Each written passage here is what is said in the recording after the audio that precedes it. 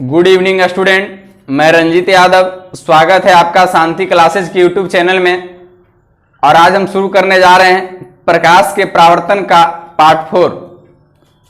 हम लोग प्रकाश के परावर्तन में पिछले क्लास में देखे थे किरण पुंज तक, और आज हम पढ़ेंगे प्रकाश का परावर्तन। ऊपर हेडिंग दीजिए प्रकाश का परावर्तन। पहले प्रकाश के परावर्तन के बारे में समझेंगे कि है क्या, कहते किसे हैं, प्रकाश के परावर्तन होता क्या है, प्रकाश के परावर्तन क्यों होता है, और प्रकाश के परावर्तन के लिए क्या क्या चीजें जरूरी है। तो पहले हम लोग प्रकाश के परावर्तन को समझेंगे। तो ऊपर हेडिंग दीजिए, लिखिए प्रकाश का परावर्तन। और प्रकाश के परावर्तन का पहले डिफिनेशन लिखिए, उसके बाद हम समझाते हैं। लिखिए प्रकाश के परावर्तन का डिफिनेशन कि जब प्रकाश की किरणें, लिखिए जब प्रकाश की किरणें किसी सतह से टकराकर, जब प्रकाश की किरणें किसी सतह से टकराकर अपने ही माध्यम में वापस लौट जाती है, अपने ही माध्यम में वापस लौट जाती है, यह घटना प्रकाश का परावर्तन कहलाता है। यह घटना प्रकाश का परावर्तन कहलाता है। हम बताएं कि जब प्रकाश किसी स्रोत से आए, कहीं से आए और किसी सतह से टकराकर अपने ही माध्यम में वापस लौट गया, तो यह घटना प्रकाश का परावर्तन कहलाएगा। जैसे ये हवा है और हवा से प्रकाश आया, और प्रकाश आया और बोर्ड से टकराकर अगर फिर हवा में ही वापस लौट गया, तो यह प्रकाश का परावर्तन हो जाएगा। जिसे अपने ही माध्यम में वापस लौटना चाहिए। अगर वो पानी से आ रहा है तो पानी में ही वापस लौटे, अगर यानी जिस माध्यम से आ रहा है उस माध्यम में ही वापस लौटे, यह घटना प्रकाश का क्या कहलाएगा, परावर्तन कहलाएगा। तो प्रकाश के परावर्तन के कुछ नियम भी हैं, लेकिन उस नियम को हम लोग थोड़ा देर बाद समझेंगे। पहले समझेंगे कि प्रकाश के परावर्तन के लिए क्या जरूरी है और प्रकाश के परावर्तन किस सतह से होता है। तो लिखिए प्रकाश के परावर्तन का डिफिनेशन लिख लिए होंगे, तो उसके नीचे डैश मार के लिखिए। तो प्रकाश के परावर्तन के नीचे लिखिए जिस सतह से प्रकाश का परावर्तन होता है, जिस सतह से प्रकाश का परावर्तन होता है उसे परावर्तक सतह कहते हैं, उसे परावर्तक सतह कहते हैं।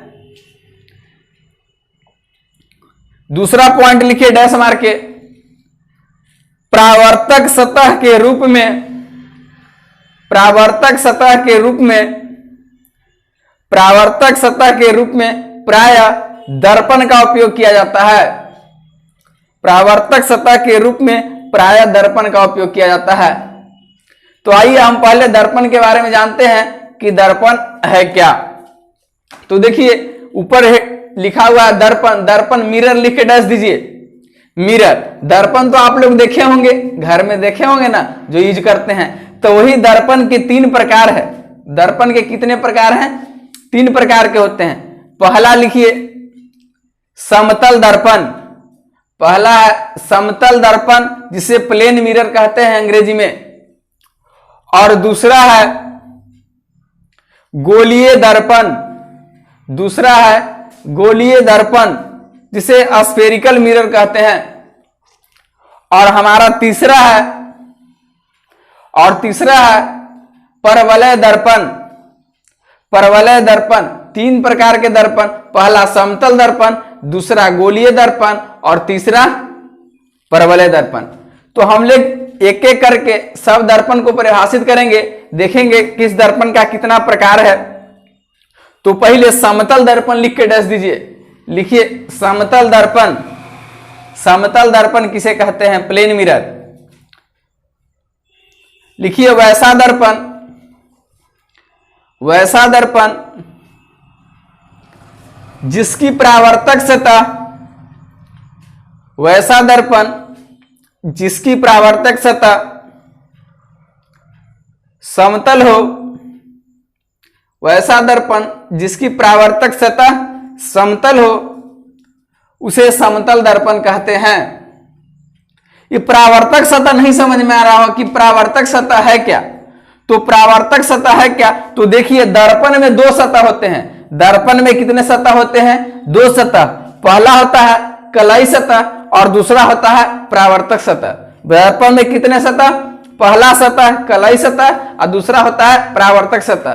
तो पूछेगा कि कलई सतह किसे कहते हैं, तो दर्पण का वैसा सतह जो पेंट किया हुआ रहता है उसे कलई सतह कहते हैं, और दर्पण का वैसा सतह जो पेंट किया हुआ नहीं रहता है उसे परावर्तक सतह कहते हैं। तो समझ में आया कि दर्पण में कितने सतह, तो दो सतह, पहला कलई सतह जो पेंट किया हुआ रहता है और दूसरा परावर्तक सतह जो पेंट किया हुआ नहीं रहता है।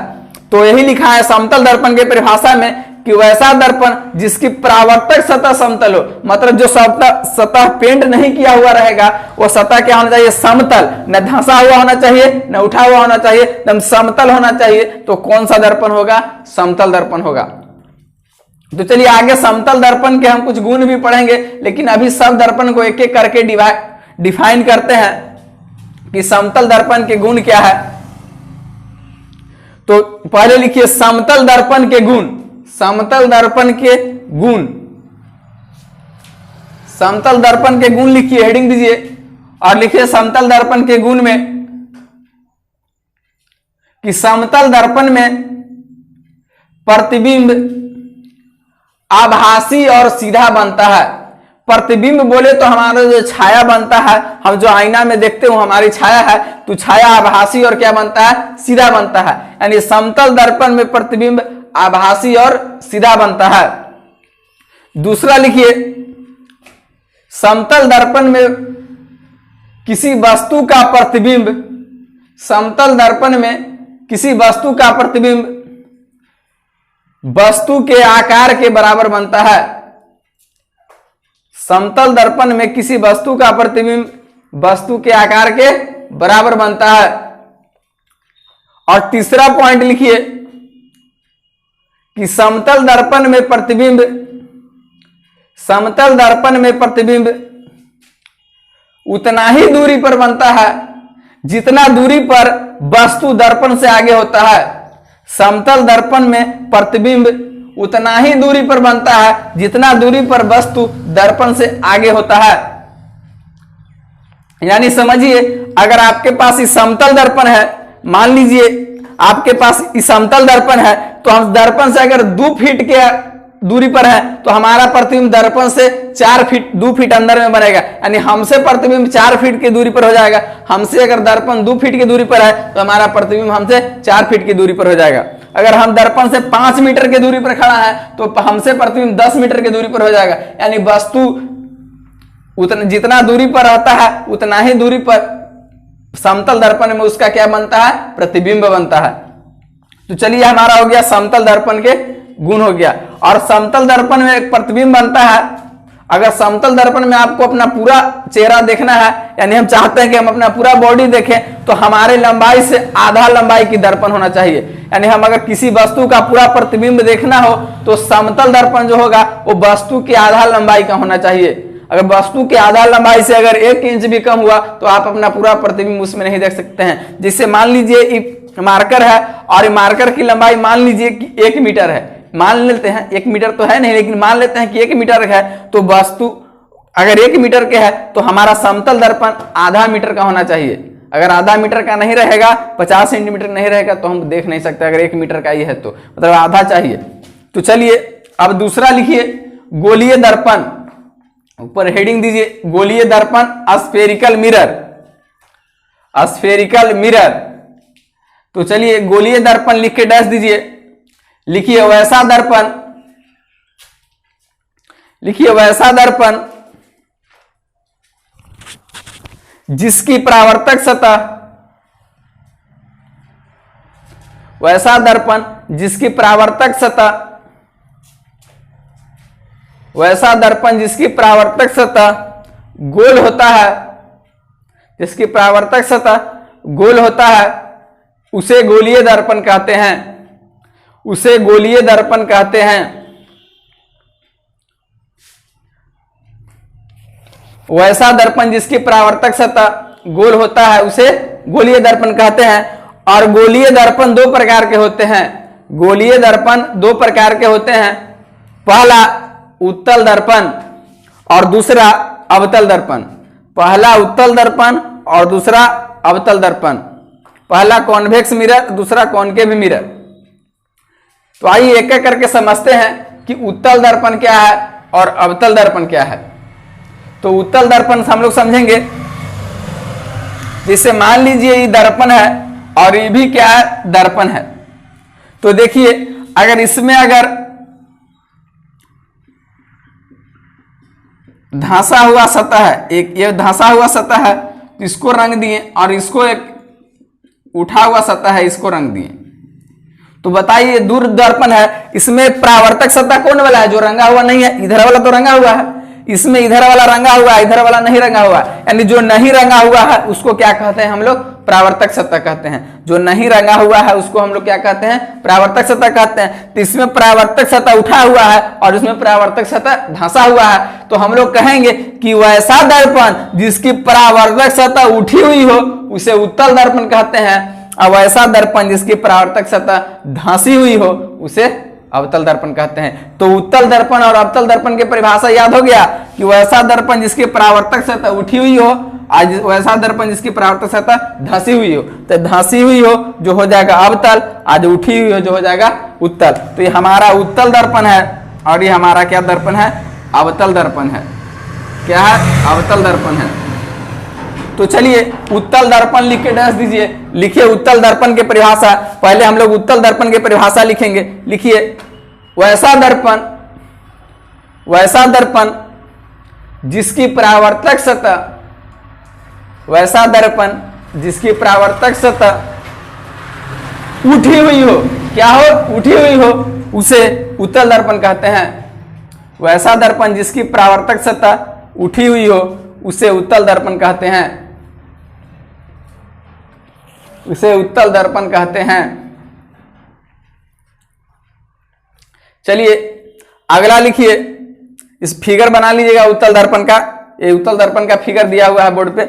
चलिए अगला लिखिए अवतल दर्पण, अवतल दर्पण लिख के डैश दीजिए। अवतल दर्पण, इसका परिभाषा लिखिए वैसा दर्पण जिसकी परावर्तक सतह, वैसा दर्पण जिसकी परावर्तक सतह धंसी हुई हो, धंसी हुई हो उसे अवतल दर्पण कहते हैं। वैसा दर्पण जिसकी परावर्तक सतह धंसी हुई हो उसे अवतल दर्पण कहते हैं। अवतल दर्पण का बोर्ड पे फिगर देखिए, इसका परावर्तक सतह है जो क्या है, धंसा हुआ है। तो चलिए अब एक और दर्पण बच गया जिसका नाम है परवलय दर्पण। तो परवलय दर्पण का डिफिनेशन लिखिए, परवलय दर्पण लिख के डैश दीजिए, लिखिए वैसा दर्पण जिसकी परावर्तक सतह, वैसा दर्पण जिसकी परावर्तक सतह पूर्णतः गोल नहीं होता, यानी पूरा गोल नहीं होता। ये गोल तो होने जा रहा था लेकिन पूरा गोल क्या हुआ, नहीं हुआ। तो ये क्या है, ये परवलय दर्पण है। कौन सा दर्पण है, परवलय दर्पण है। ये क्या है, परवलय दर्पण। तो परवलय दर्पण का डिफिनेशन कि वैसा दर्पण जिसकी परावर्तक सतह पूर्णतः गोल नहीं होता है उसे परवलय दर्पण कहते हैं। चलिए परवलय दर्पण तक हो गया। इसके अगले वीडियो में हम लोग समझेंगे प्रतिबिंब के बारे में। अभी इतना ही। तो देखिए जो मेरे चैनल को सब्सक्राइब नहीं किए हैं वो एक बार जरूर सब्सक्राइब कर लेंगे। पहली बार वीडियो बना रहे, कुछ बोलने में थोड़ा सा हिचकिचाहट हो रहा है, लेकिन परिभाषा नहीं गलत है, न कहीं फिगर गलत है, कुछ नहीं, बस बोलने में थोड़ा सा हिचकिचाहट है। तो एक बार और जाते जाते कि अगर मेरे चैनल को सब्सक्राइब नहीं किए हैं तो प्लीज एक बार सब्सक्राइब जरूर करिए।